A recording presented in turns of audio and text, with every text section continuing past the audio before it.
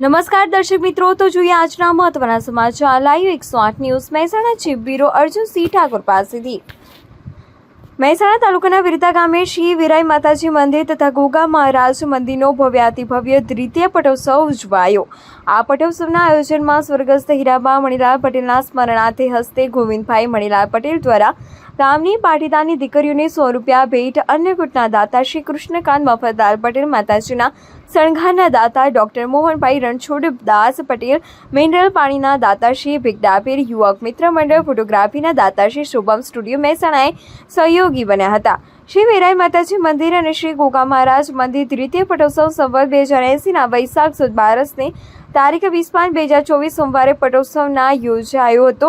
આ પટોત્સવના મુખ્ય યજમાન શ્રી વિરાય માતાજીના માધુભાઈ અમથારામદાસ પટેલ શ્રી તથા શ્રી ગોગા મહારાજના યજમાન મનોજભાઈ હરગોવિંદભાઈ પટેલ યજ્ઞમાં બેસીને અનેરો લાભ લીધો હતો। જ્યારે શાસ્ત્રી દિલીપભાઈ સાથે શ્રી વિરાય માતાજી દેવસ્થાનના પૂજારી તથા સમગ્ર ભૂદેવ દ્વારા મંત્રોચ્ચાર કરીને સમગ્ર મંદિર પરિસરમાં ભક્તિમય વાતાવરણ બન્યું હતું। આ સાથે અનેક દાતાઓના દાનથી દીકરીઓને ભેટ અને તેની સાથે ભોજનના દાતા દ્વારા દાન ભેટ આપવામાં આવી હતી। જ્યારે અનેક શહેરોમાં રહેતા ગામના વતની પાટીદાર પરિવારો આ દ્વિતીય પટોત્સવમાં ભાગ લીધો હતો। સાંજે 4 કલાકે શ્રીફળ હોમીને યજ્ઞની પૂર્ણાહુતિ કરાઈ હતી। આ સમગ્ર પટોત્સવ શ્રી વિરાય માતાજી દેવસ્થાન કમિટી સાથે યુવાન ભાઈઓ અને બહેનો દ્વારા મંદિર પરિસરને ફૂલોથી શણગારવામાં આવ્યું હતું। સમગ્ર મંદિર પરિસર રોશનીથી ઝળહળી ઉઠ્યું હતું। સમગ્ર વિરતા ગામના ભાઈઓ અને બહેનોએ શ્રી વિરાય માતાજી તથા શ્રી ગોગા મહારાજના દર્શન કરીને ધન્યતા અનુભવી હતી।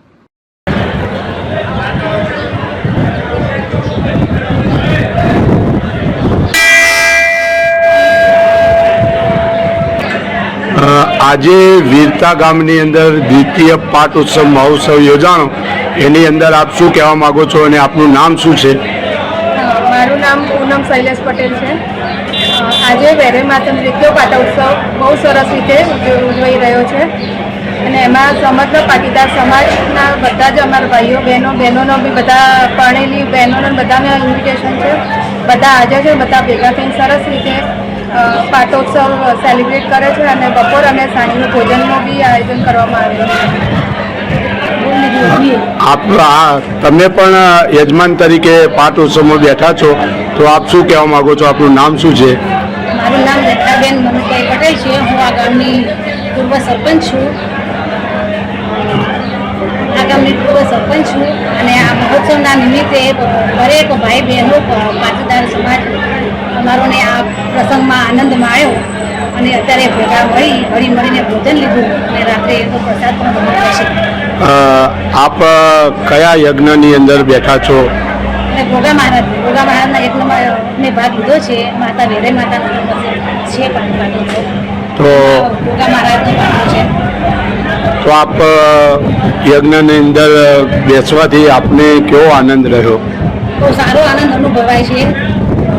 બાપા ગોગા મહારાજના હવનમાં બેસીને નિમિત્તે અને બહુ સરસ આનંદ એટલો અનુભવાય છે કે હું તો કહું છું કે માતાજી વર્ષો વર્ષ સારો અનુભવ કરાવે અને આનો લાભ આપે। આપ સાહેબ અહીંયા પધાર્યા છો વિરતા ગામની અંદર, દ્વિતીય પાટોત્સવમાં પધાર્યા છો, તો આપ શું કહેવા માંગો છો? વિરતા ગામે વિરાય માતાજીનો દ્વિતીય પાટોત્સવ ઉજવાઈ રહ્યો છે। વિરતા ગામના લોકોને અને આજુબાજુના તમામ લોકોને મા વિરાયમાં પૂરેપૂરી શ્રદ્ધા કરાવે છે।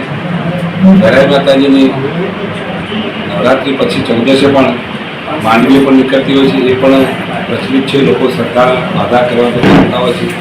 મા વિરાયની કૃપા તમામ લોકો ઉપર છે અને ભક્તિભાવ અને શક્તિની વંદના કરવી એ આપણા હિન્દુ ધર્મ માટે બહુ જરૂરી છે। અને ભક્તિભાવની વંદના જે વાત કરવા માગું છે, તો કહેવાનું મને થાય છે કે આખો દેશ આપણો જે રામમય થયો માન્ય નરેન્દ્ર મોદીના નેતૃત્વમાં, અહીંયા પણ આપણે બધા રામમય થયા છે। તો આ શું છે? આ ધાર્મિક વિકાસ છે। વિકાસની પરિભાષા બદલાઈ રહી છે।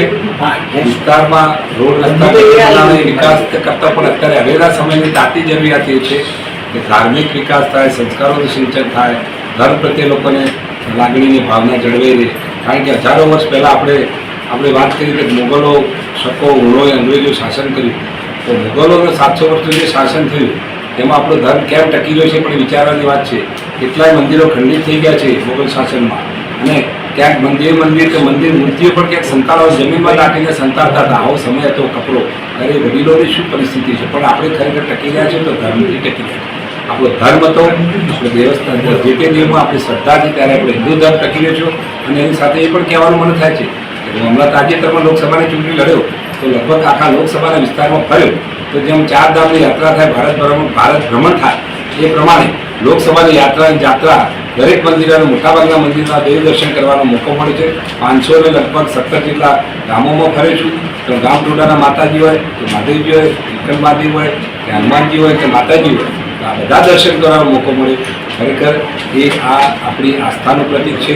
અને આ એ પ્રમાણે અહીંયા જ પણ લોકોને અહીંયા વીરતા ગામવાસીઓને પૂરેપૂરી શ્રદ્ધા અહીંયા ગામ લોકો માતાજીમાં ધરાવે છે.